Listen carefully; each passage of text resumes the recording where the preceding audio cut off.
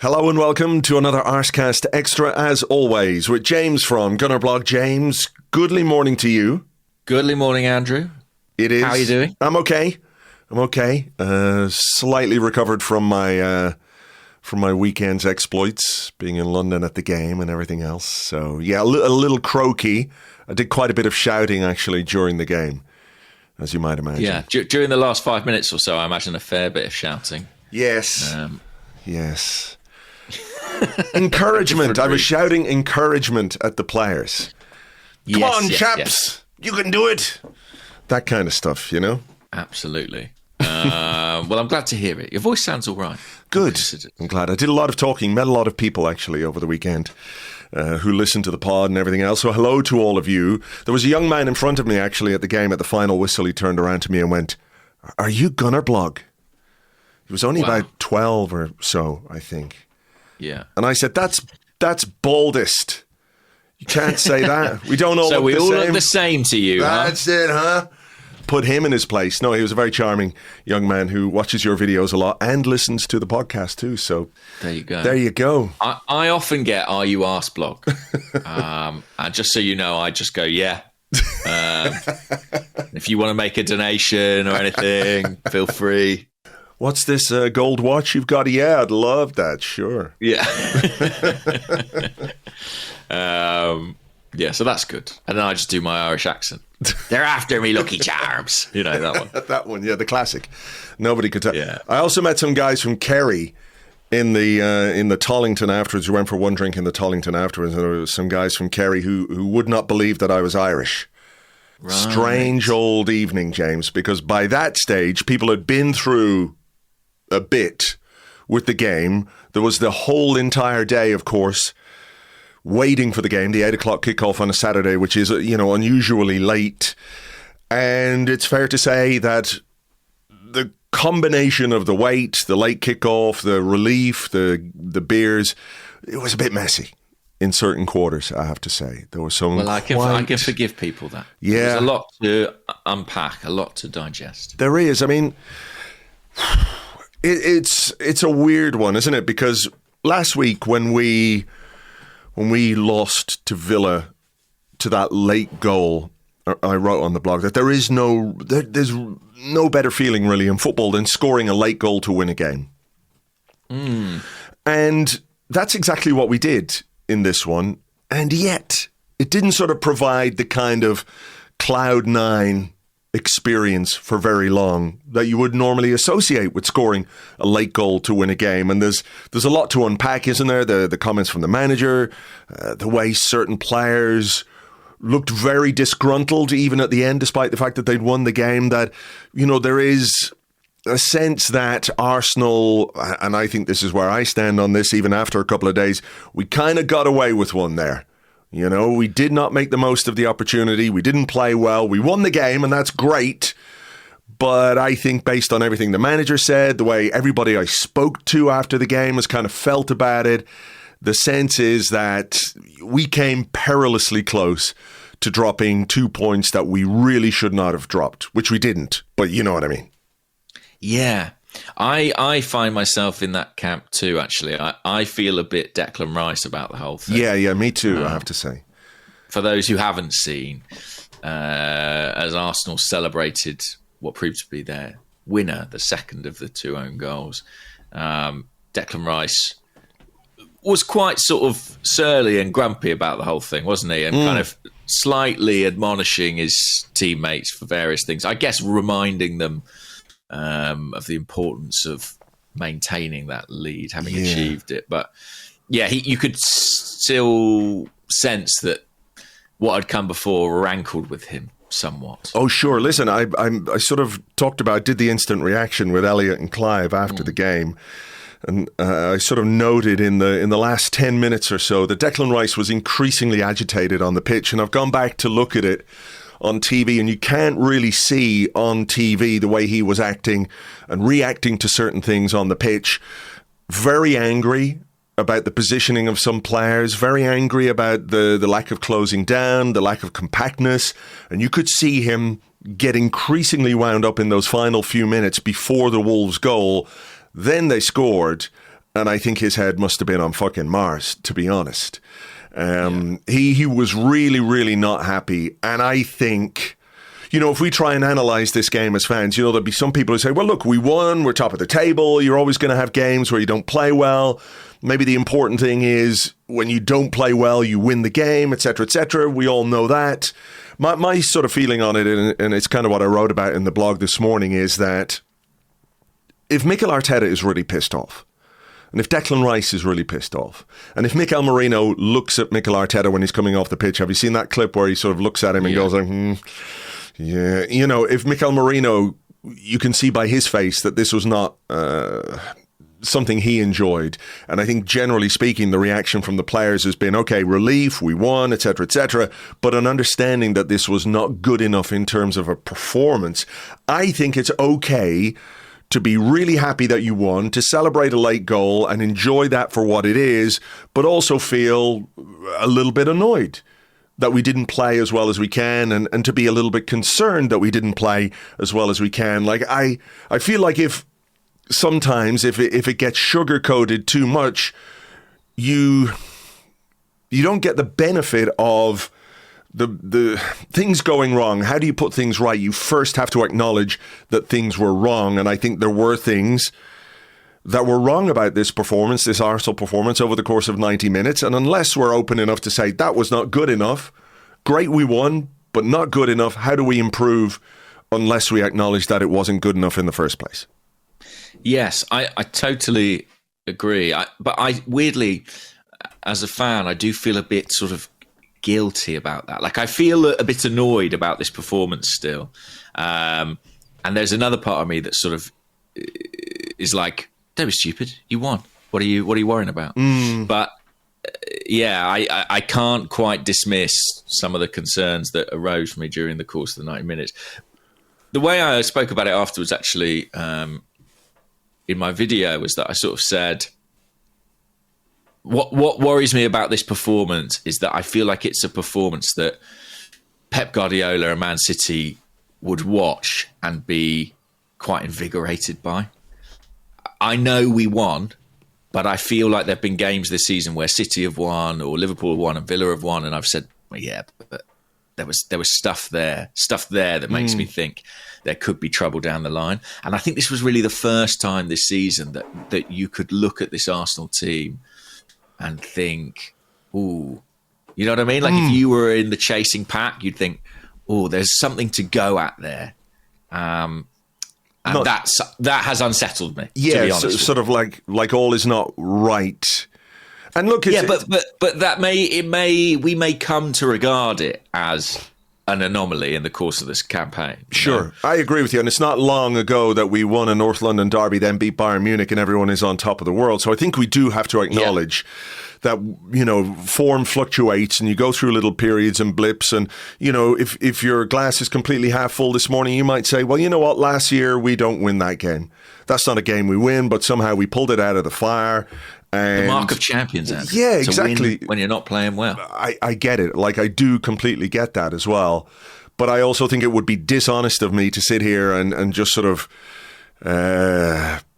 be a bit Pollyanna about the fact that we won and not say that when I was watching that game and as the game went on and progressed, that I was not concerned or worried about the performance and the way that we played collectively, and certain individuals perhaps didn't play as well as they could or do as much as they could have done on the day.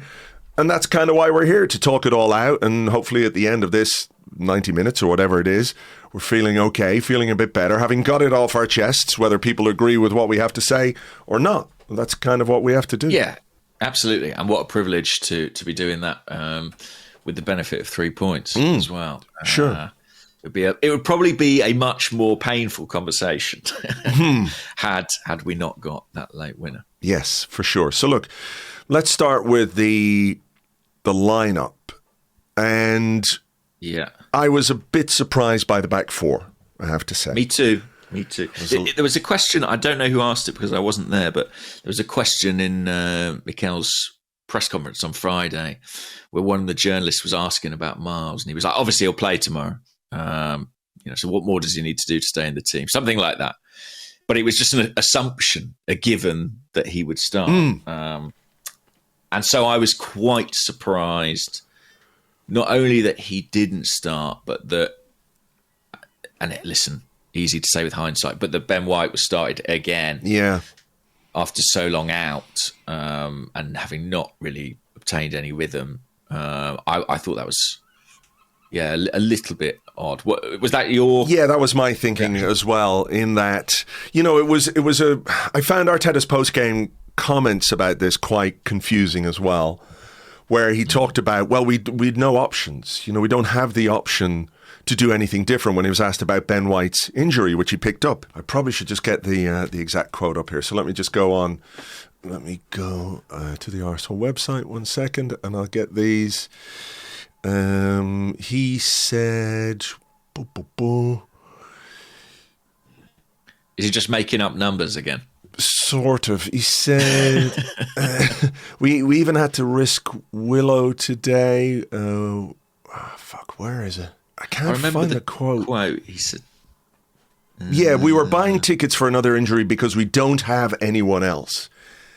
And that's just not true, because he could have played Timber at right back. Timber started the game. He could have played Timber at right back. He could have played Saliba in his natural position. He could have played Nketiah at left centre half.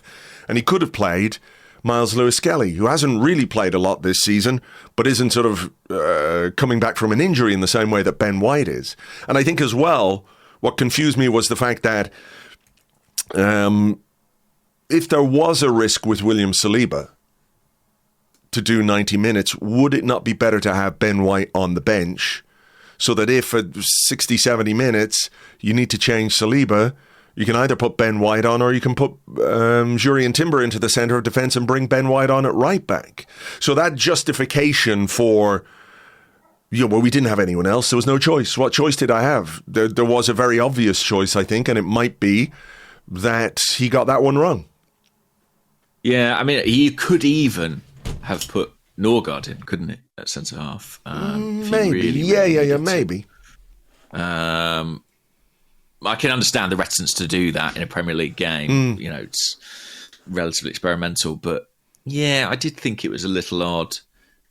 Even the balance of sort of shifting Saliba to the left to get Timber in at centre half and putting Nketiah in at left back, where he's been having a pretty decent run at centre half. With Arteta, often the best prediction for the starting 11 is the one that involves the fewest adaptations or the fewest changes.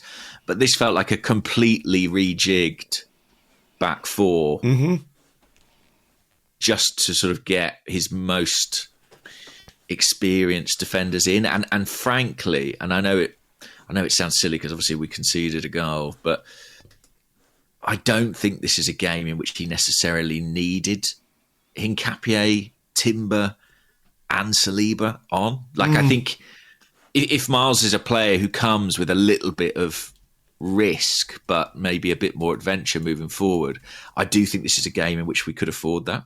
And maybe a game in which we missed Ricardo Calafiori, actually. Maybe so. Suspended. Yeah, maybe so. But yeah, I thought Miles' performance when he came on, he was clearly a motivated player, and I think Mikel, probably got that one wrong in terms of the selection of that. Well, you could go through the game and it could be fine, and it's not wrong until something goes wrong, but something obviously did go wrong for Ben White. But we can talk about that moment in a couple of minutes. One of the frustrations, I suppose, from the first half, and certainly something Arteta talked about in his post-game press conference, was not taking the opportunities, not taking the chances that we had available to us. And I think sometimes there is when you don't play well, when you struggle to score, it feels like you're not actually creating anything. Whereas I do think in this game, in that first half, there were good chances for Arsenal to score in the first period. I think there was a header early on from Jurriën Timber, which I think is a good chance. I'm not saying he must score, but I think that is a good chance. There were moments where, for example, we did get players into good positions and the final ball wasn't quite there. I remember one when Martinelli had Declan Rice going outside him and he just overhit a pass to Declan Rice, which, should be a meat and drink pass for any professional player, and he was sort of forced wide. Maybe we got a corner out of it in the end, but that's a moment where I think you can create something, and I think it was a corner after that, or not long after that, when Martinelli had that opportunity at the back post, and Arteta, that was a really good shot.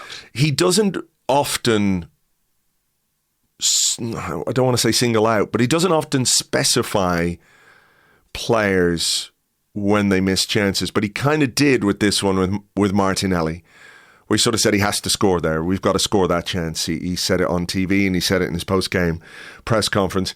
That is a bad miss, isn't it, from Gabriel Martinelli? It is, yeah. And you actually, I think TV cameras cut to Mikel Arteta after it, and you could see that he wasn't impressed. And actually, like, that is an important thing. I always think in these sort of very grindy, awkward games against, teams playing in a low block, it's only one goal away from being a completely different match. Do you know what I mean? Like, we have to remember that if Arsenal take one of those first half opportunities, it's a very, very, very different complexion. 100%. I said this to people after the game, that I think if we score a goal in the first half, this becomes routine. It becomes a routine game. Whether it's the Martinelli one, whether it's the Gyokeres opportunity, which we'll talk about now in a sec, whether it's that Timber header. I think if you go 1-0 up in the first half against a team like Wolves, who have come and they set out their stall, and it was to get a 0-0 draw from this game. That's what they came to do.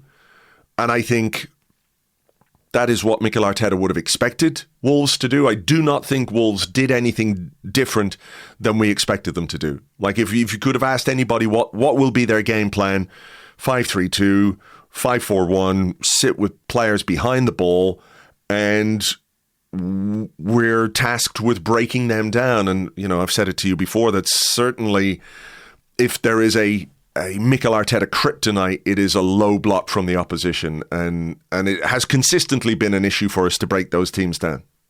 Yeah, and to be fair to Mikel Arteta, I think it's an issue for most teams. It is very difficult to strategically break down these low blocks. I really do think it's a case of sort of trying stuff and showing imagination and hoping that you are able to provide that breakthrough, because we're not alone in this. A lot of sides struggle against, a lot of very good teams struggle against teams who play this deep and this defensive, as Wolves did. And although we expected it from them, I think it's only fair to say they were considerably more organised and resolute than they have been in the season thus far. And actually, I guess part of that grows over the course of the game, right? Literally every minute that goes by without them conceding, their resolve grows. And you could sort of see that in the game. Do you think that what happened in their game against Manchester United was sort of like a double-edged sword in a way? Definitely. Because I don't know how many people I spoke to before the game who were like 4-0, 5-0, 6-0. Elliot's joking about the 10-0 all the time. First ever 10-0. Yeah, exactly. In Brussels. Yeah, which, listen, I get it, because Wolves were terrible and they have been defensively really bad. And I don't believe that Arsenal were complacent. I don't believe that this wasn't something Arsenal were prepared for, because Mikel Arteta said it explicitly in his press conference on Friday. This is going to be a difficult game. This is not a case that we have to just turn up and turn over this team. But also at the same time, Wolves were so bad against Manchester United that from their perspective, it must have been like, right, let's do this. Let's make sure that we concentrate. Let's work really hard, which they did. And I think the sort of the twin thing of them, can I say upping their game, but at least being as resolute as they possibly could to react to that Manchester United performance, and an Arsenal team that were a little bit below par, sort of worked in their favour. Absolutely. I mean, upping their game, yes, but also kind of reducing the ambition of their game at the same time. Just really focusing on their primary task, which was keeping the ball away from their goal and out of their net. And it worked for long, long periods. I mean, it was an hour, wasn't it, before we had a shot on target. So I think I watched that United game and I couldn't believe how poor they were. I haven't seen a great deal of Wolves this season. I mean, why would you go out of your way to watch this Wolves team?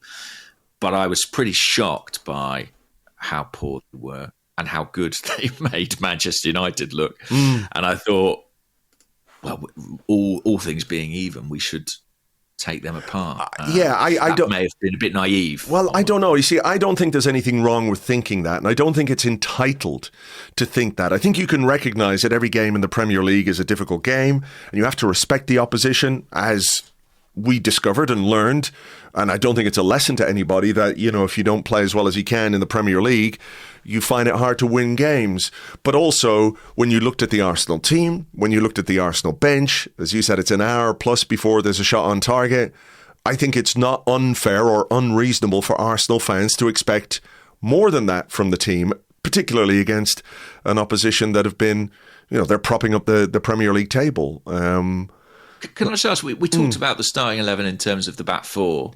I just wondered what you thought further ahead. I mean, against a team who are likely to be so deep, were you a bit surprised that Martin Odegaard didn't play? You know, if Leandro Trossard was ready, like would he have been a more sensible option than a Martinelli? I was curious about what you thought about the front six as well. Yeah, I was a bit surprised. I think, you know, before the game on the preview pod, we were talking about the idea of this being the perfect game to try Odegaard and Eze together in midfield. Yeah. So whether it's Zubimendi or whether it's Declan Rice, and my feeling was it would have been Declan Rice in the six and then Odegaard and Eze. I think that, you know, the reality is when you're facing a team with a low block, you need as much technical ability on the pitch as possible. And I think in certain players in that front three, like I think Viktor Gyokeres had a poor first half. He was better in the second half, but a technical player, I don't think you can categorise him as that. Gabriel Martinelli, not the most technical, right? Whereas I think if you have people who can pass and move and shimmy away from defenders and, you know, find those spaces with and without the ball, you know, I do wonder what this game would have been like with Odegaard, Eze, Trossard on the left, Saka on the right. Saka, by the way, who was excellent. And then you do have that maybe one player in Gyokeres up front who's not that technical, but is he a player who could benefit more from having those players behind him? The creativity and the craft that those guys can bring, I really feel like that is a better way to go at a low block team than the team that we picked, you know. I love Zubimendi. I think he's an amazing player.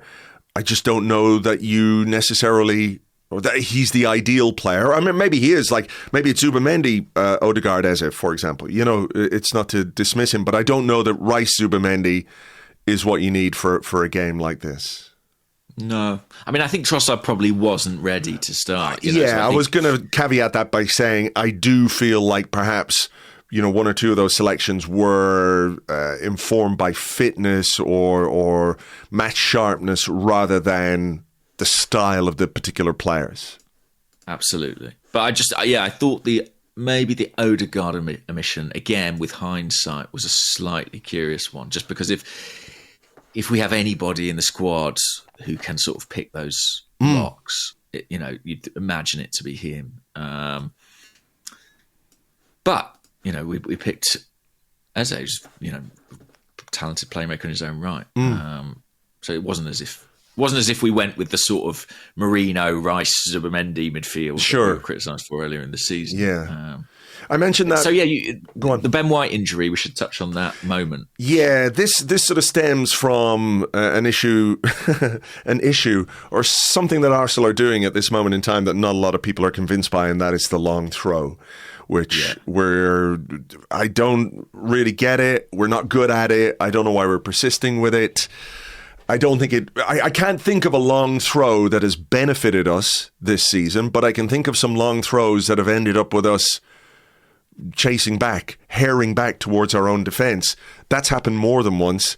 I think we've seen that more than we've seen any real threat from a long throw from Arsenal. So on this occasion, Wolves had everybody behind the ball, And then we ended up in a situation where we had everybody ahead of the ball, and it's Hwang, isn't it, who sort of goes through. Zubamendi plays a ball in the box, they get it clear, and he runs straight through on goal. Ben White is chasing back, pulls up with a hamstring injury. I mean, that could happen at any time, I guess. If your hamstring is teetering on the brink, maybe. It's going to happen. It could happen anytime you make a sprint, but that really felt like sprints that we did not need to make. Losing the ball in the opposition half and then getting exposed completely. Raya made a save you'd expect him to make, but a real chance for Wolves to score against the run of play, I guess you'd say. Yeah, and like I'm watching it back now, and you've got 4 or 5 Arsenal players there making 70-yard sprints, which at this time of the year, this time of the season, is really far from ideal. It's obviously cost us Ben White. I, like you, am pretty unconvinced by the long throws. I don't really see the benefit. I'm sure Arsenal have access to data and analysis that must lead them to believe that it is the right approach to take. I just think football, like all things, is quite subject to fashion, and it just feels like this tactically is in fashion right now. But I seem to remember we scored off a short throw very recently. One where it looked like it was going to go in the box, and we went short and crossed it in and scored. So I am to be convinced on these. And my other point on them that I slightly struggle with is, there was a fair bit of criticism of Wolves in this game for sort of taking their time and delaying and time wasting and delaying restarts. And I think that's right. I think they absolutely did. But I think it sort of undermines us a little bit when every time we get a throw in, we have to have this protracted setup. You know what I mean? Like, yeah, Declan Rice has to come all the way across to throw it in, etc., etc. Yeah, I kind of feel weird. Like, I think Premier League does have a problem with ball in play time. Like, I think that is a conversation that has started and is going to continue to get louder over the course of the season. And this game, particularly the first half, was a real illustration of that.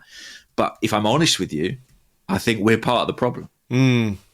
I agree with you in that. I don't think you can legitimately criticize an opposition team for taking time over goal kicks and throw-ins themselves when it takes you ages to take a corner and a throw-in every time you get one, And the crowd were certainly agitated by the Wolves, if you want to call it time wasting, right? And I get it. It is really frustrating. The referee stood there, and I was watching the referee every single time. The referee stood there sort of doing the thing where he points at his watch, Yeah, of course. I mean, what he could do, obviously, is, sharpen things up by making an early booking, but they never, ever really do that, when it comes to time wasting. It's always like the 86th minute of the game. And I sort of felt a little bit as well like there was an element of... remember that game years ago? Was it Chris Kirkland for Wigan, who was taking ages and ages and ages over his goal kicks? And Wigan were frustrating Arsenal. I think we scored a relatively late goal. And all of a sudden, he's sort of hurrying up a little bit. There was an element of that with Sam Johnston in the Wolves goal as well. As soon as they were behind. Like pantomime aspect. Tim Krul, I remember as being a particularly painful exponent of it. I'm just watching this throw in again, and I can't believe that this is the correct setup that Arteta has designed. Like, no, we're way too exposed on it, right? Absolutely. It was crazy. When it happened in the set, I just could not believe that we had been exposed as easily as that. Like, you can't... Zubamendi's the last man, and he's 23 yards from goal, something like that. Yeah. Like, he's something is wrong there. I mean, Hwang literally just has a completely free run. Yeah. Like, you can complain about the opposition having every man behind the ball, but you cannot... I mean, look at all the Arsenal... Look at it. So we've got... Who's chasing back there? White, Rice, Zubamendi, Timber, Nkapie, Saliba is running behind as well. and then White's hamstring goes. Yeah. You know. Yeah.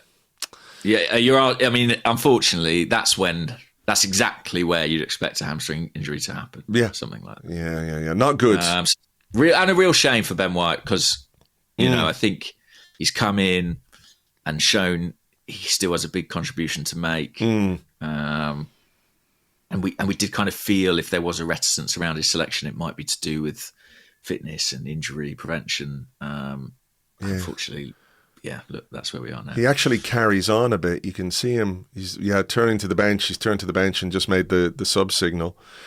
For a man with a hamstring injury, he was actually moving pretty well. But then that's Ben White for you. That is. I mean, I remember that Rob Holding, he played at Newcastle with a grade 2 hamstring strain, you know. Yeah. So the only thing I would hope is that it is a relatively short-term one because when he was down, I was looking at him and thinking, oh, this could be bad. But he got up and walked off. You know, you can tell when a player is really injured when they sort of walk off very gingerly. He didn't do that. He walked off pretty normally. So my hope is that it's not a serious one for him. Not long after that was the Martinelli chance at the back post. And then there was the opportunity, I think, for Viktor Gyokeres. This is one where I think he's got to do better and be sharper in that situation where he doesn't quite react quickly enough and the defender is able to get there ahead of him, just block him off. I think the play between Saka and Eze is really good. The ball in from Saka, you can't really ask for much more than that. And Gyokeres just a little bit on his heels and doesn't quite react. And a frustrating moment, that one, because that's the sort of moment which could give this game, as we talked about earlier on, a completely different complexion. You're 1-0 up, it's half an hour gone, whatever it is. And the game is open, and actually Gyokeres has scored and he's taken some of the pressure off and some of the spotlight comes off him and it gives him a bit of confidence boost, etc., etc. Not quite a sliding doors moment in a game, but certainly a moment which I think, if he is being properly analytical of his performance in his game, he will look at and think, I should have scored a goal there. I think so, yeah. And, you know, there are elements of his game which are sort of stronger than others. Like you say, he's not a natural technician really, but he is a battering ram and he is a goal scorer.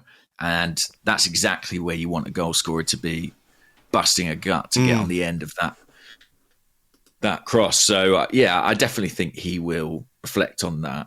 And he had a really difficult first half. I think it was something like 5 touches, admittedly playing against 3 centre-halves, which is not easy for anybody. But I thought there was improvement after half-time, not just from him, but I thought generally our performance, you know, in that early part of the second half did come up a level. I mean, he made some changes quite early on, didn't he? Because I think he felt like he had to. It was about 10 minutes in.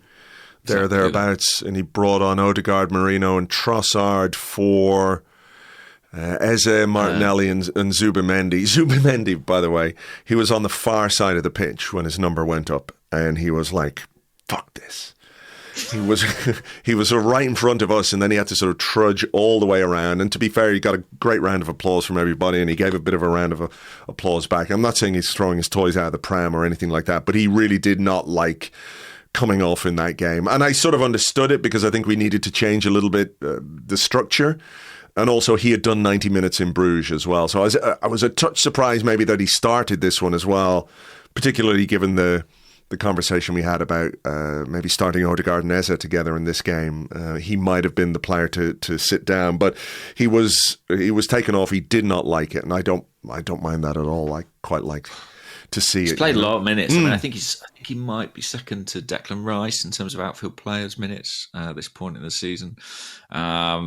He's just become absolutely pivotal in this team very, very quickly. And triple change, I guess, partly informed by the fact we'd already had to make a change in the first half. So only so many substitution windows available to us. But I thought they were good changes. Trossard on, Odegaard on, that made sense. Mourinho on. I did think in the back of my mind, I was like, is there a chance Mourinho comes on at 9? That's what I thought it was going to be when I was waiting for the players to come on.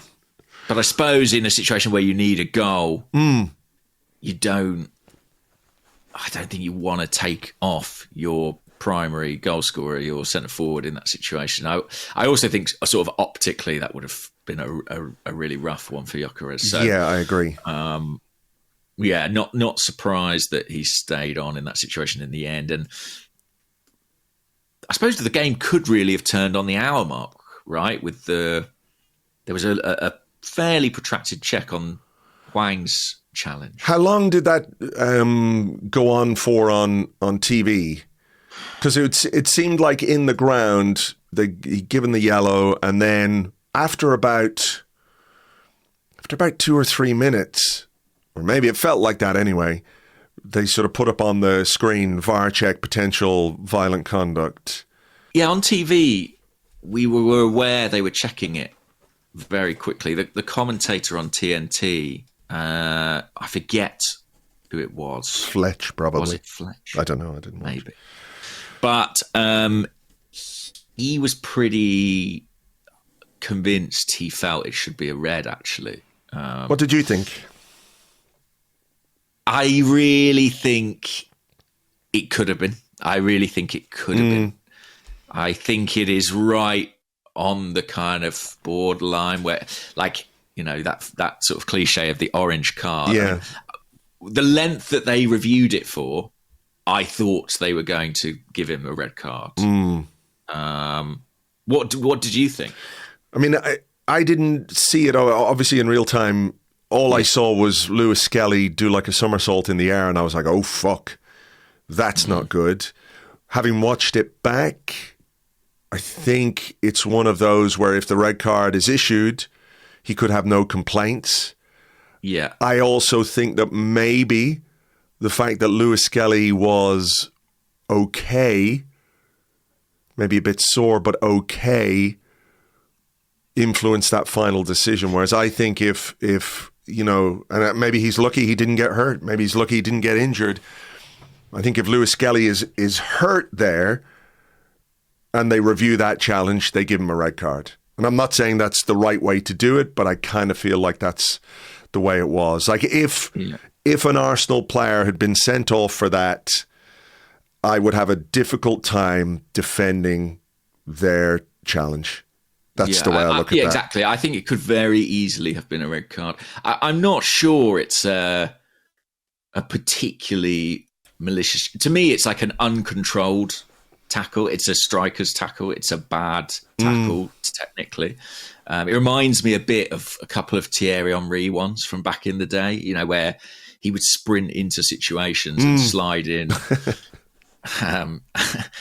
Without necessarily a great degree of control. I think what saves him probably is that his feet remain lowish. I think if they're half a foot up Lewis Skelly's shin, there's no doubt whatsoever. But I think it probably could and should have been a red card.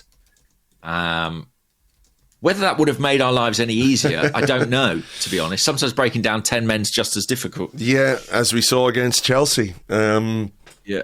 So, yeah, that was what, about 60 minutes, 70 minutes, I think it was, when we scored. We get a corner. It's a great delivery from Bukayo Saka. Bukayo Saka will not get 2 assists in this game, but he should have 2 assists. Right, yeah, he should, absolutely. Yeah. You know, the first one, it's a great corner, great delivery, dangerous, back post. Keeper doesn't judge it well. It hits the post and rebounds in off him to make it 1-0. And this is where I think there's an interesting discussion to have. Because that should have been a moment which took a lot of pressure off Arsenal. Because there's still 20 minutes to go.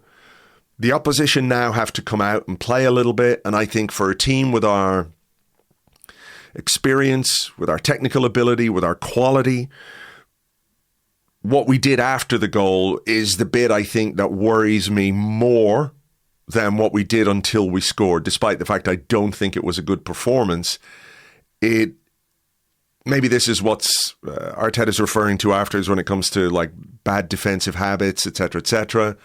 That worried me. You know, it's not that I expected us to go on and score 4 goals after, you know, making it 1-0, but I just think you have the opposition exactly where you want them then, right? And we sort of went into our shell a little bit. Mm-hmm. Yeah, this was definitely the most troubling period.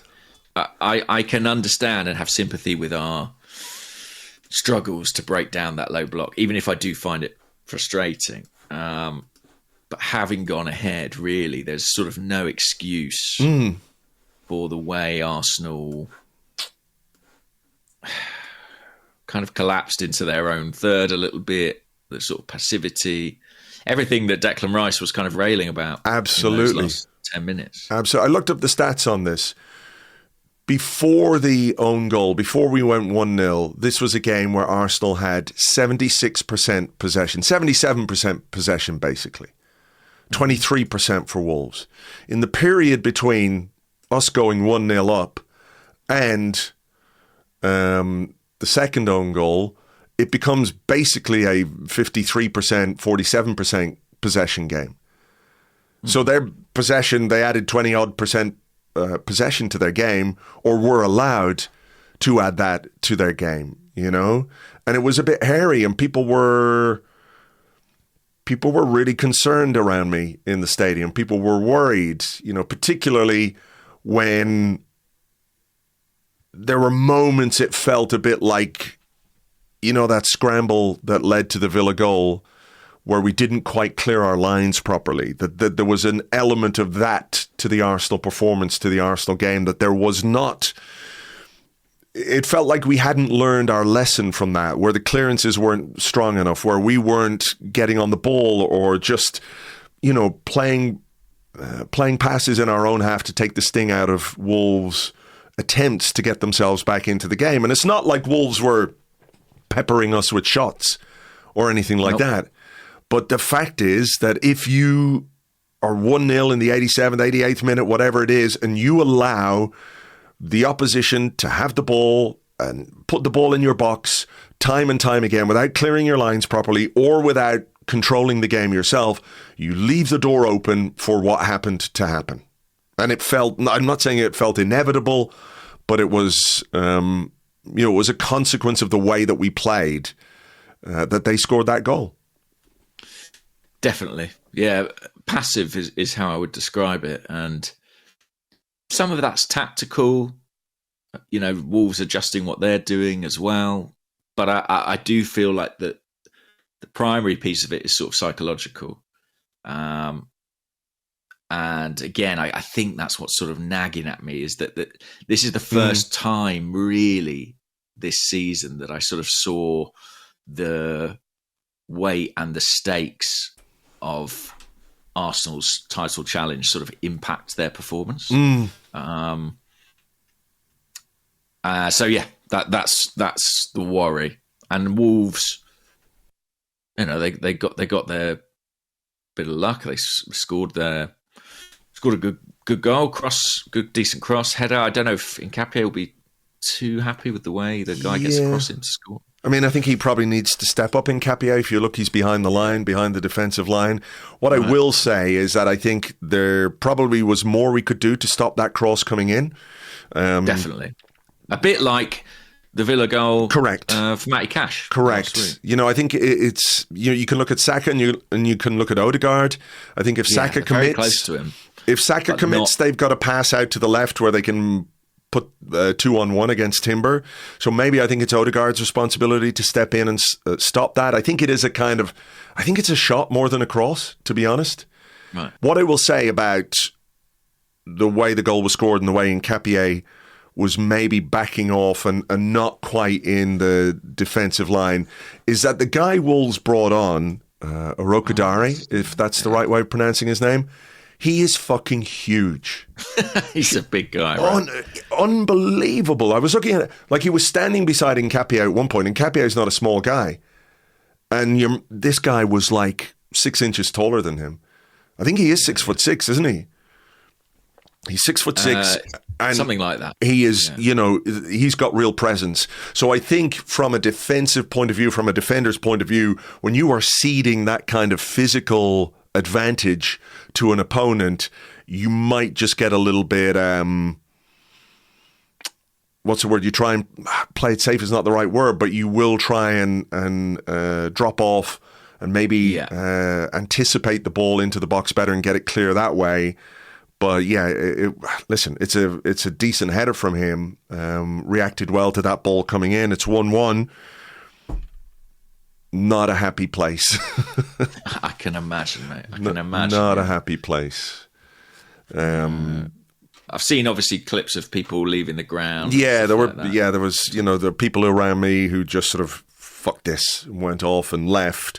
And what I thought was interesting, from my perspective anyway, was looking up at the sideline, and you could see that there were Arsenal players who were, it scratched the Villa wound a little bit, and you could see that they were a little bit heads down, a couple of them, and Arteta immediately on the sideline was animated and getting people shouting and getting them to go again, He was very, very insistent about that, would be perhaps the diplomatic way of putting it, that he wanted his team to get up and get going and go again because, they scored the goal and then there was an announcement of 6 minutes of added time. So that's, as we found out and as we know, plenty of time to score a goal, and we got that goal. But I think, the way Arteta reacted, I think he was a little bit worried that a couple of those players, and maybe that informed the way Declan Rice was at the end as well, how critical he seemed to be, that, you can't let that happen. Even as demoralising, as disappointing as it is to score or to concede a goal as late as that, your first instinct has to be to get up and go again, Mm-hmm. Yeah, and credit to them. I mean, they did, right? Yeah. Kind of crazy that we managed to win it from that position. Because when the Wolves scored, I must admit, I really did think that was it. The way it sort of sucked the life out of the stadium, I did not anticipate another twist in the tail. Quite the twist as well, wasn't it? I mean, it felt like a kind of redemption moment, or like a brilliant thing for Gabriel Jesus.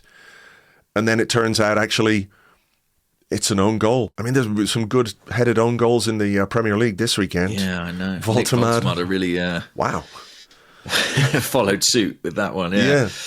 I mean, listen, I thought it was Jesus. Did you, in the ground, presumably everyone thought it was Jesus? Yeah, they thought it was Jesus. It was announced as Jesus as well. It came up on the screen that it was a Gabriel Jesus goal. I didn't know until afterwards that it was an own goal. But I mean, there is a nice little Mosquera narrative as well, right? Yeah. He's a guy with some previous at the Emirates Stadium. Mm-hmm. Choke slamming Kai Havertz and groping Jesus' bum, no less. Mm.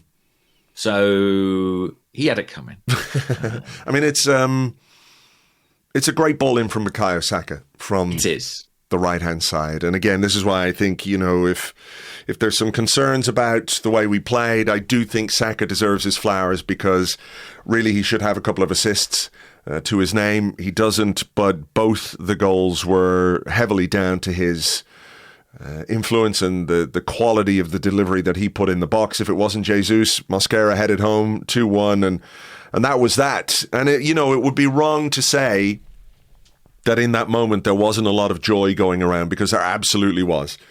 There was a lot of celebration. Right. A lot of people were obviously very, very happy with the goal, with the fact that was going to win us the 3 points. But what I said earlier, I think, is the more interesting part, is that it didn't last that long. You're not coming out of the game feeling, elated in the same way that people did after the Bournemouth game when Reece Nelson scored that late goal. It felt markedly different from that, probably because of the context. But 3 points are 3 points. I think that this is a game which might well have. You said earlier, we might look back at Wolves and think, wow, that was a really, really vital 3 points in the title race. Mm-hmm. Mm-hmm. My gut feeling after the game was, we're going to look back at the Wolves game and there will be like something about this team going forward, and we will say, since Wolves, this hasn't happened, or that player hasn't played as much, or when we face a team with a low block, he's played, in a slightly different way. It felt to me like this would be, or should be, a kind of another learning moment for Mikel Arteta. I mean, you can't stop learning on the job, can you? But I think his reaction afterwards, his obvious displeasure with some of the things that the team did do and didn't do, just a slight waterline for him. And I think, we might look back at this Wolves game and see it as if not a turning point, but a point where he made decisions about his team and about individuals that will become apparent over the course of the next little while. Yeah.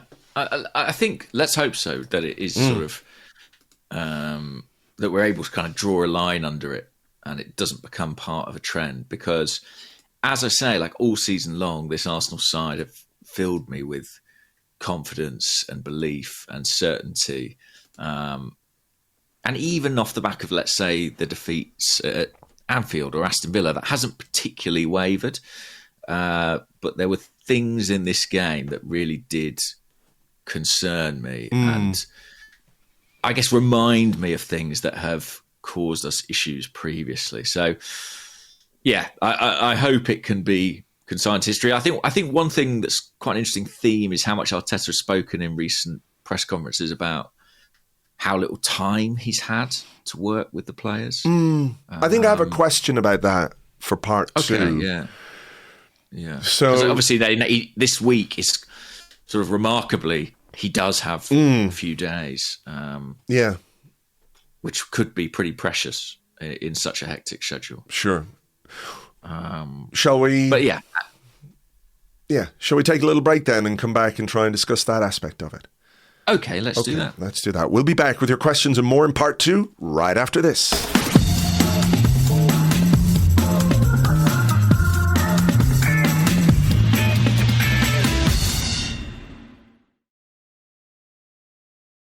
Welcome back to the Arsecast Extra. This is part two of the show where we answer the questions that you sent to us on Blue Sky at gunnerblog.bsky.social and at arseblog.com. Also on the Arseblog Discord chat server, which you get access to if you are an Arseblog member on Patreon. James, we did reference some comments from Mikel Arteta about how the lack of time between games, the lack of ability to train has an impact on the team. This is what he had to say. Well, what we have to do now is reset, give them 2 days that they can decompress a little bit, and then we have a long week that we can prepare. When we don't train, there are things that slowly they deteriorate, and the certain habits that start to deteriorate because you don't train them, and use that opportunity to do that. Give everybody a boost, because we know that the Christmas period is a lot of times a season defining, and we want to be on top of it. Quite interesting, I think, and sort of to kick us off into that, Niall O'Connor on the Discord said, if you're Mikel Arteta, what are you saying to them this week? What's the biggest thing you would be telling them after that game? Or maybe a better way of answering that is, what do you think Mikel Arteta will be working on this week now that he does have a little bit of time on the training ground to... what's the opposite of deteriorate? Undeteriorate. That's the word, isn't it? The habits that his Arsenal team have fallen into. Yeah, I thought this was really interesting because it's something that is not a huge part of kind of media and fan discourse, really. But he has insisted over the past few weeks repeatedly on how little time he actually has to work with the team around these games. And that naturally that impacts performance, I guess. And there were even specific things he picked up on, right? He spoke about bad defensive habits, or when asked about Viktor Gyokeres, he said the ball's not arriving at him with the right degree of precision. And all these things that you imagine are going on a sort of long list, well, hopefully not too long, a list of stuff that needs to be addressed. The difficulty he's got is that this season there is no winter break, really. The World Cup in the summer means that everything is slightly compressed. So if Arsenal were going to get away to Dubai, it would be right now. I think that's pretty much it in terms of the schedule, unless they get knocked out the FA Cup at Portsmouth, which is the third round draw. So yeah, I found this really interesting, and I think we even have to be realistic about what can be done before Everton, because presumably the players play Saturday night. They'll have wanted to give them, a day or two off, possibly 2 days, right? I was wondering that after the game, like I was pretty sure that would be the case, and then I sort of had an idea that Arteta would be, well, you're fucking not getting days off now, you're back in tomorrow. But I do think, in the cold light of day, it is important for them to have a little bit of downtime, just to sort of, like, you can't rest too much in 1 week or even a couple of days, right? So it's not a physical thing as much as I think a mental thing, a sort of mental reset, switch, like turn a new page, whatever way you want to put it. I think that couple of days this week and then a week of training could be quite important. Again, I'm with you. I don't know how much they can actually do, but I just think from a psychological point of view, it is important that we make the most of this week. Yeah, because look what's coming. Everton on Saturday, Crystal Palace on Tuesday. So no time at all really between those games. And then, 4 days later, Brighton on Saturday. And then Villa the Tuesday following. I mean, it is absolutely relentless. I could go on, frankly. Up until the 3rd of Jan, we have, in the space of a fortnight, 1, 2, 3, 4, 5 games. So this is a little bit of respite. I think he will have given the players some time off. And I think that's the right call. But then maybe there are just a couple of days to review certain things. Maybe from Aston Villa, maybe from that first half in Bruges, certainly from the Wolves game. And try and find some solutions, because that Everton game feels like a big one now. Yeah, another 8 p.m. kickoff on a Saturday as well, which is, it's not out of the ordinary in terms of a kickoff time, but it's much more a midweek kickoff time than a weekend kickoff time. And I do wonder if there is something, I don't know, it's hard really, isn't it? I'm not trying to make any excuse or anything like that, but I do wonder if there is something about waiting all day on a Saturday or a Sunday, Saturday, that just gives you too much time to think, perhaps. I don't know. It's just a different schedule as well, isn't it? It's a different routine and preparation to what players are typically accustomed to in terms of when you travel, when you eat. None of this is to make excuses. It's obviously the same for both teams, but I think particularly when you're going away from home, that is probably an adjustment. I mean, in terms of training, in terms of what they might look at this week, what would be number one on your agenda? I think it would be...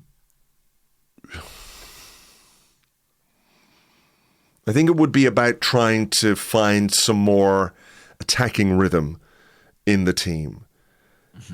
To try and find combinations that are effective. Because I'm not sure we had that on Saturday. No. But again, the thing we talked about where the period between Arsenal scoring a goal or Wolves scoring the first own goal and Wolves actually scoring a goal of their own, where we were too passive, where we didn't control the game well enough, that seems like an obvious one. But again, I don't think that's an instruction or anything from Mikel Arteta. I think it's just...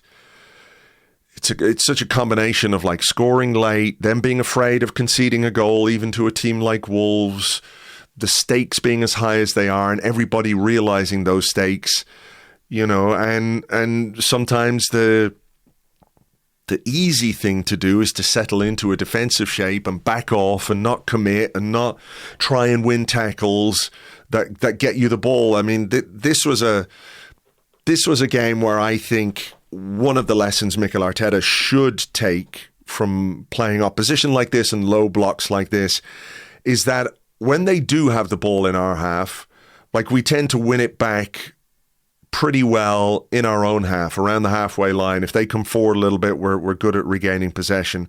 What we're not great at is regaining possession high up the pitch and causing turnovers high up the pitch, which, if you look at football in general, how many goals come from winning the ball in the opposition half or in the opposition final third? And we don't really do that enough, and I don't think we try and do that enough. So that might be an area where Mikel Arteta thinks, okay, maybe we have to balance that risk-reward thing by being a bit more aggressive in the press and with our structures in the opposition half when they have the ball. That would be something that I would like to see over the course of this week. That would be interesting. I think, Declan Rice, when he's given license to, or when he's instructed to, he is really capable of making that jump up and pressuring, a number 6 when he receives the ball. I think in the forward line, what's tricky is I think our best pressing forwards are probably Kai Havertz and Gabriel Jesus. One who's not available, one who's working his way back towards availability. Mm-hmm. I don't think either Marino or Gyokeres are naturally good pressers.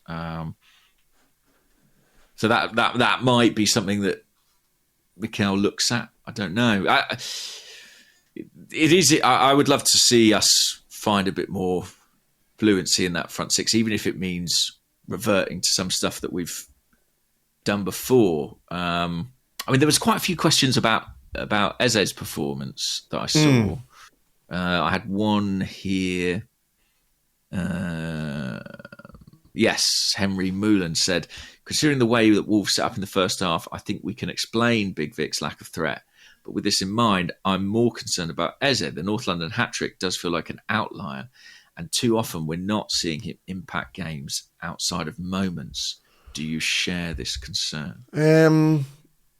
I thought in that first half that there were... People talk a lot about Gyokeres not getting the ball. Yeah. I thought that there were moments when Eze didn't get the ball when he should have got the ball, when we were breaking forward. Mm-hmm. I thought Eze and Saka's combinations were quite lively down the right-hand side.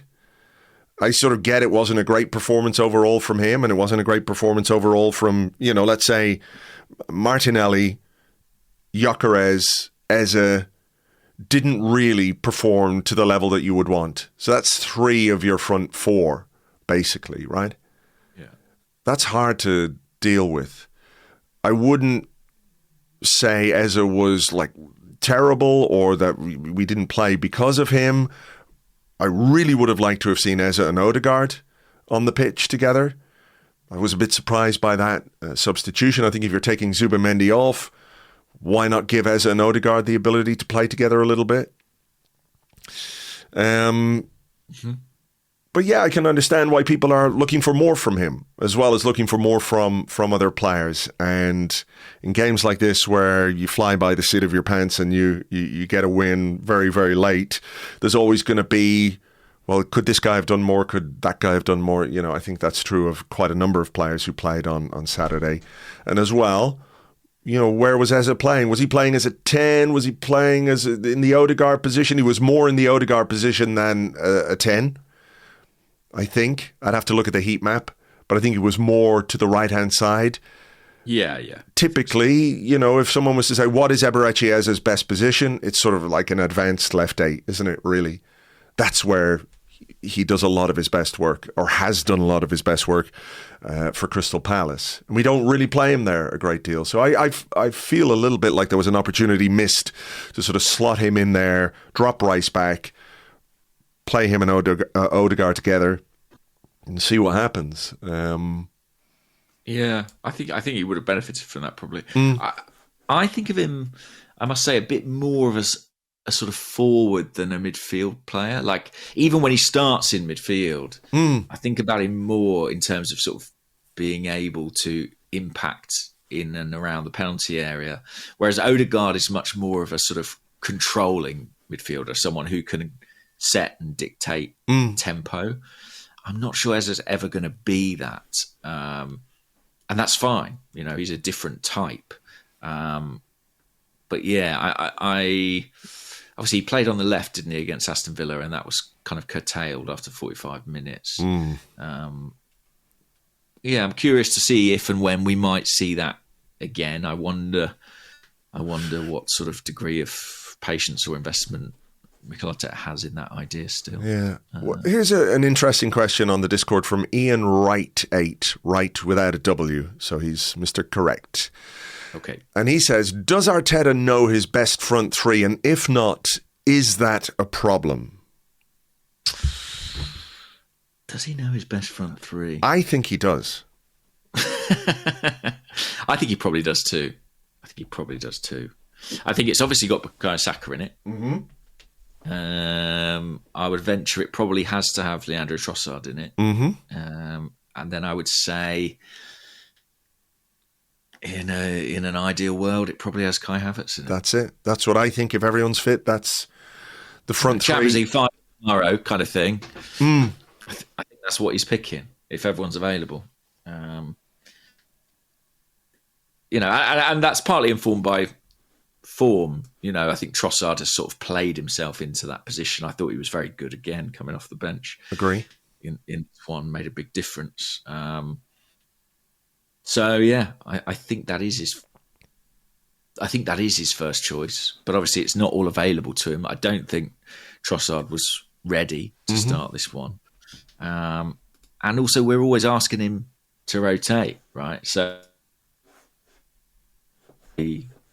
too critical when he gives other players opportunities, but he's not had Havertz. He's kind of managing without that.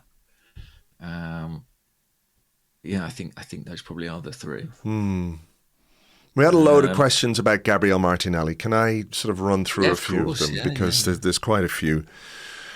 Andy216 says, should we make it a rule that Martinelli and Gyokeres don't play together? Gyokeres looks much better with Trossard or Madueke on his side. David Baratunk on the Discord. Is Martinelli's biggest weakness the only player he's created a meaningful partnership with is Gabriel Jesus, even though he's had multitudes to play with? Will that be the reason we move on from him? Where's the other ones here? Joe on Blue Sky at JHES1991. Do you think we've reached a point where Martinelli shouldn't be starting against teams we know will play a low block? And Nishant Gunner 10.bsky.social says Martinelli in the Champions League 294 minutes, 5 goals, 1 assist. Martinelli in the Premier League 395 minutes, 1 goal, no assists. Can you explain why his numbers fluctuate between the two competitions? He was asked about this before the Bruges game, actually, and he did actually say that he thinks there's a bit more space in Champions League games, that teams come out and play a bit more. And I think Arsenal have generally found that over the last couple of years. I think teams who win or come close to winning their domestic leagues have a very different ideology to those, let's say, in the bottom half of the Premier League. Yeah.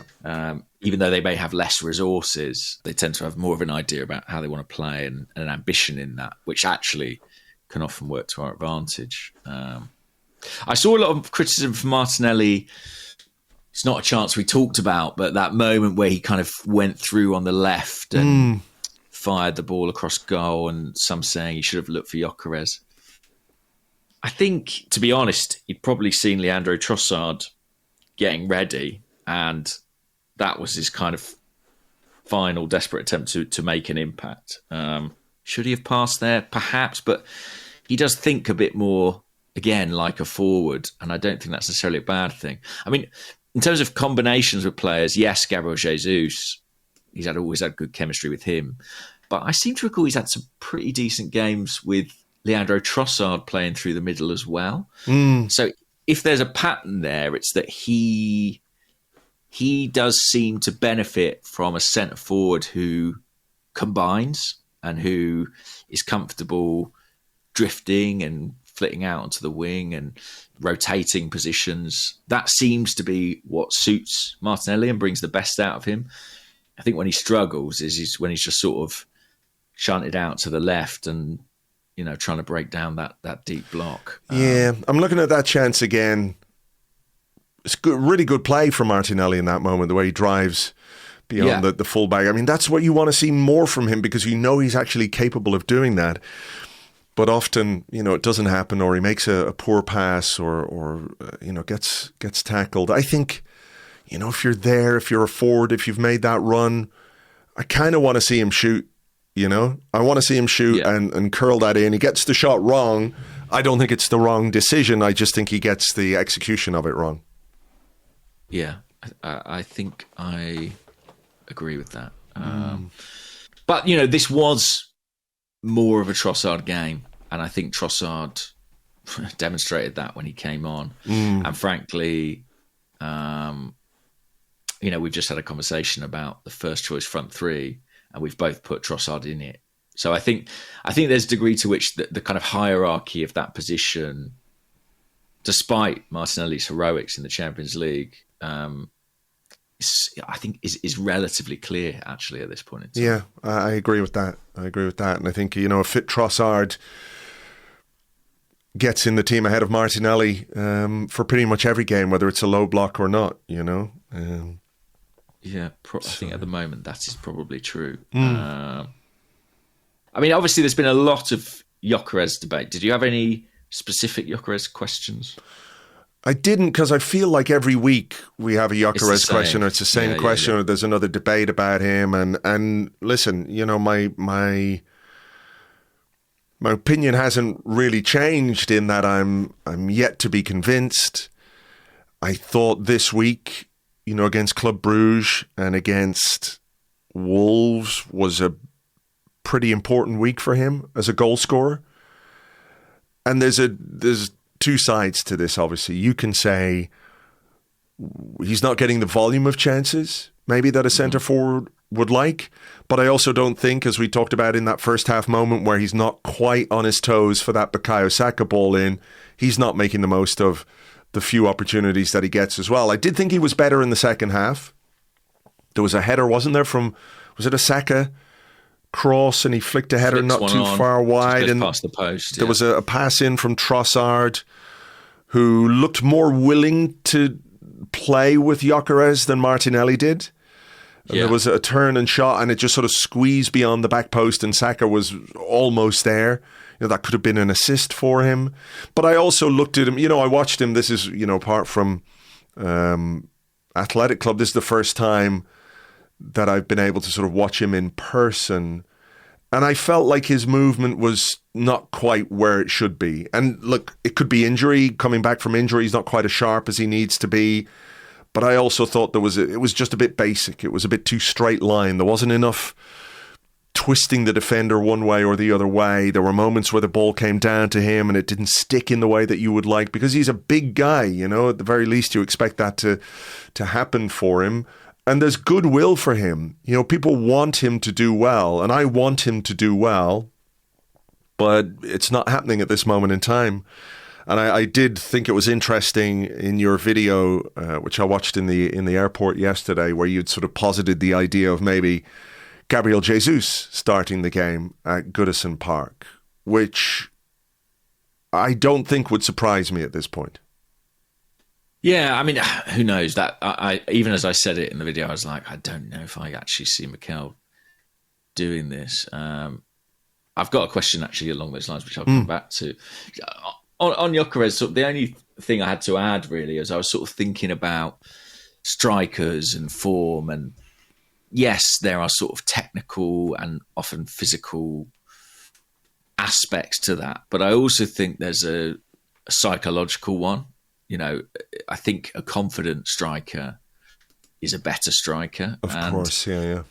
I saw a clip of Mikel being interviewed, I think it was by Men in Blazers actually, about signing Gyokeres. And there's sort of a passage where he's asked, what were the reasons that convinced you to bring him in? And he says, well, when I spoke to him, I said, I alluded to the pressure he'll feel. I said, how will you feel when you walk into a dressing room and all the other players are looking to you? And Gyokeres apparently said, that's my dream. And Mikel was very persuaded by that, and found it a very compelling answer. And I sort of think if that is Gyokeres' dream, and he's coming from a world, a league, a club where he absolutely was that person, where, you know, he was the standard bearer and the symbol of sporting. I imagine it's probably hurting him, or he's finding it difficult that he isn't that man at Arsenal right now. And I think he's accustomed to being that man. And I think that's probably, you know, I'm projecting here, but I could imagine that would be something that he might struggle with. Having been the main man for Coventry, for Sporting, for Sweden, coming into Arsenal and not necessarily kind of exploding on arrival and making the instantaneous impact he will have hoped for. That's a place he's not been in probably since he was at Brighton. Do you know what I mean? Yeah. And I think, I just wonder if you can see that in him a little bit. And if that's something he has to overcome here, where for the first time in a long time, he isn't the hero every week. And that's what a lot of strikers thrive on, that. And they derive a lot of confidence and belief from that status. And he's had a few months now where that's not been the case, and he's got to try and recapture that feeling. I think that's interesting because, you know, you could say, and I think there's merit to the argument, that when he came in, he didn't really have a proper preseason, all of those things. He is adapting, etc., etc. But what he also had was a huge opportunity. You know? Yeah, true. Havertz was out. Jesus was out. He had the opportunity to make himself the main man. Yeah, right? I mean, by all rights, he could have been way out in the distance as the de facto 9 by this point. And I think there are reasons why it hasn't happened. You know, course, some of them are down injury, to him. a very unfortunate injury. Exactly. You know, so it's not just a referendum on him. I think there are other factors, and you have to be objective and say that that is the case. But also, I wonder, does he think now that that is an opportunity missed for him? That, you know, Havertz is going to be back soon, hopefully. Jesus is back already and replacing him when we need a goal in a game. And that also adds to the pressure. And if it's a confidence thing, does that undermine what little confidence or the lack of confidence you have? Or do you back yourself? Do you really respond and rise to that challenge? And again, that's sort of why I found that sort of first half moment where I think he just needs to be that split second, half a second sharper to anticipate the ball in from Bukayo Saka. He gets a goal, and like that game cracks wide open, and everyone's talking about him in a different way. Yeah, and I think if he's on a run of, you know, 5, if he does score a couple in Bruges, I genuinely believe that half yard of anticipation or something would be there. I've just seen it so many times in my life with strikers where goals change everything for them, and they exude a totally different sort of aura. But anyway, we had this question from Havertz Hired Car on Blue Sky, and they'd done a bit of digging, and they say, good morning. The players showing decent end product in the league are Marino, Eze and Trossard, and they've evidenced this by the goals plus assists per 90 stat, which has Trossard leading Arsenal on 0.79, Marino on 0.71, and then Eze on 0.59. And they say, should we go back to the Marino false 9, Eze 10, Trossard left, Saka right, with the Rice-Zubimendi double pivot? This is the most balanced side we've seen this season. Thoughts? I say no. It's not that I'm against it per se, but I think, listen, I think Mikel Marino's a great pro, really, really great pro who has done amazing in a role which he was not accustomed to, and he produced, I think, a lot more than anyone expected, probably even Mikel Arteta, even himself, right? But I think if you are looking to create a team that can be properly devastating in attack, you can't do it with a central midfielder who is I don't want to say makeshift centre forward because I think he's better than that, but I think a player whose attacking instincts aren't naturally as high as somebody who's played up front their whole life. 1 second, Andrew. I've got to get the doorbell. Doorbell? Is that okay? Yeah, of course. Hit it.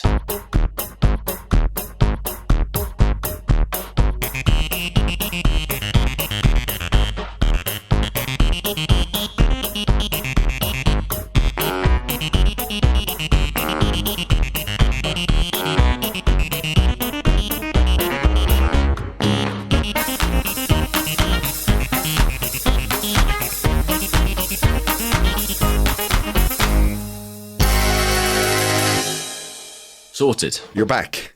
I'm back. You're back. Yeah, I'll continue my thought. My thought is that please do. Yeah. If you have Gabriel Jesus available to you, or even Viktor Gyokeres or Kai Havertz as sort of more natural centre forwards, I think you should go with those options, because I think as well there's a knock-on effect to other players around. Like, does Saka or Odegaard or Eze or Trossard become even more productive with a player whose movement in the box and whose sharpness in the box brings goals, you know? So it's not to undermine anything Mikel Merino has done. I just think it would be not a backward step, but I just don't think it would be the right thing to do when you have those players available to you. I hear that. There's kind of a time and a place for everything, and I totally understand the temptation. You know, I was at that Spurs game. I was at that Bayern Munich game, and I saw how effective that system and that setup was. I really don't know what Mikel Arteta will do at Goodison Park, how he'll approach it. I also wonder if there's a degree to which, you know, I speak about the psychological aspect. Is this the time that Viktor Gyokeres really needs the support of his manager and the fans as well? You know, and I sensed a bit of that. I mean, you'll know better than me. You were in the ground, but I sensed that there was a real desire in that stadium for him to do well. And like, you know, his touches, like little layoffs and bits of hold-up play, were really warmly received, because I think people are aware, A, that there's a narrative and a discourse going on, and B, they know how important he could be if it does click. So, you know, Jesus will be in contention. Merino, I think, should be in the discussion. But I do wonder if this is the time where Arteta has to stick with Gyokeres. Because if you take him out, if we're talking about a player whose confidence probably isn't the best right now, that's not going to help him. Yeah, I can see that argument. I also think that there is perhaps, as I alluded to earlier on, there might be a slightly ruthless reaction from Arteta to some of this. And maybe I agree, something's likely to change. Yeah. I'm not quite sure what. Yeah. It's a balance, isn't it? It's the listen, we've brought you in, we believe in you, we want you to do well, we want you to be confident, but also you're not doing it quite well enough right now, and we have somebody else. And next week or the week after, we might have another person as well.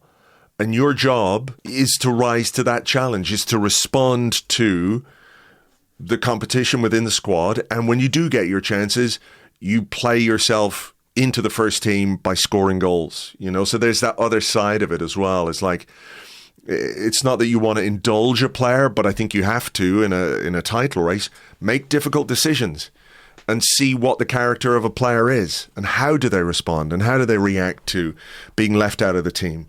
You know, because the one thing you can't really say is that Gyokeres hasn't had enough playing time. I think he has, and you know, you could say that that's actually contributed a little bit, because he was pushed a bit too far physically and missed a bit with injury, and he's still coming back from injury. And I think, by the way, that's also true of Martin Odegaard to an extent. He's only started 3 games or 2 games since he's come back, so there is an element of that too, that there are players who might just need a bit of leeway to get themselves 100% fully fit, match fit. And, you know, I think You can caveat this, right, by saying Burnley away is maybe not the most difficult game in the world right now in the Premier League.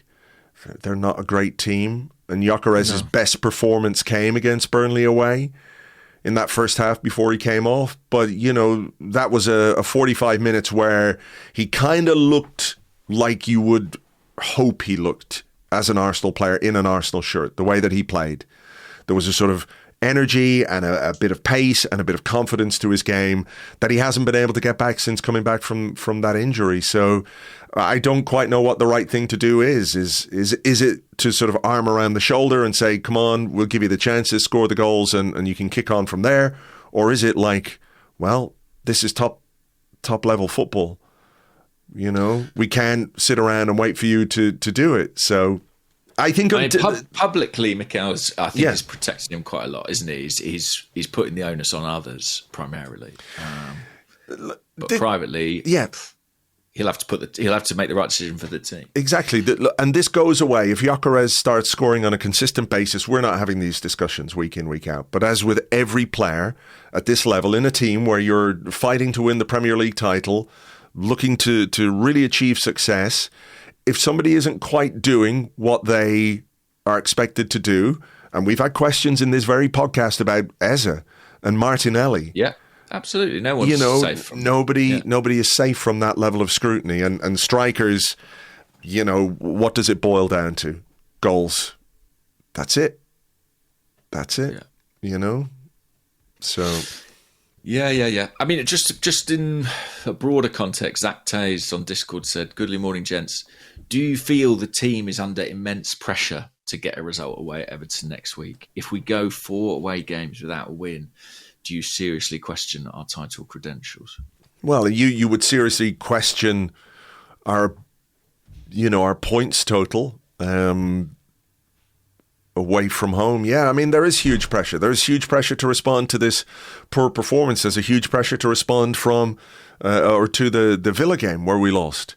There's a huge pressure in every game for Arsenal this season because, that's just how it works. So I don't think it's a particularly special pressure, but I think we're going to have to deal with, an atmosphere at the new Everton Stadium. What's it called? The Dinklage Arena. I don't know. I keep calling it Goodison Park, so I don't know. The Peter Dinklage Arena, we'll call it that. It's going to be 8 o'clock. It's Christmas week. Everybody's going to be out having a few pints, and it's going to be loud. And we know what Everton away is like anyway. The David Moyes thing, the Arteta thing. This is a big, big game, and there are some elements to it which we're going to have to contend with. But I just think, if you're a title contender, every game comes with a level of pressure that you have to deal with and contend with. Yeah, exactly that. I mean, I sort of I slightly hesitate to call it, huge or massive because if we do that, we're going to have to do that every single week until the end of the season, most likely. But I think it's a tough game. I do think that. I mean, Everton are no joke. They are having a pretty decent season. They've won 7 of their 16 games. We know what David Moyes' teams are like. They are competitive. They are physical. As you say, it'll be a cracking atmosphere up there, and I think it is an important one in the context of the title race. I have to say, I was impressed by Manchester City's result yesterday. I think that's a really good result. 3-0 away to. I didn't see. I haven't had a chance to watch Match of the Day or watch the highlights yet. Was it as convincing as it looked, or was it a closer game? Good question. I only watched bits and pieces of it. There were 3 games on simultaneously. So I was kind of flitting about. Let me have a look at the. Let me have a glance at the data now. Whoa! 60% possession. Palace. The XG was in Palace's favour. Wow. 16 shots to 7. What the fuck? So you know what that is, though? That's an illustration of perhaps, I don't know, I'll have to see it, but being clinical with your chances. Yeah. Well, they've got Erling Haaland. But they do. I think Palace did have chances early on and didn't take them, essentially, and City then got themselves in front. Even so, I think it's an excellent result. Villa won, came from behind twice, I think I'm right in saying. Yeah. I mean, they continue to look like a sort of chaotic juggernaut, don't they? I mean, they're not ever wholly convincing, and yet they just manage to keep winning, keep scoring goals. And in Morgan Rogers, they've got a player who's absolutely flying. Again, a team outshot 0.67, scoring 3 goals from 0.67 XG, which, you know, the people who often point out that Unai Emery's team can't really be measured correctly by their XG will be having a field day with that one, I guess. Yes, I mean we know. Well, we know ourselves that we had to run a bit like that under him, and it came back to bite us in the end. The underlying metrics community, don't care for Unai Emery, but they're winning, and they've got the points on the board, and that's really all that matters. Yeah, that's it. And so 4 wins on the spin for City. I think it's 6 for Villa.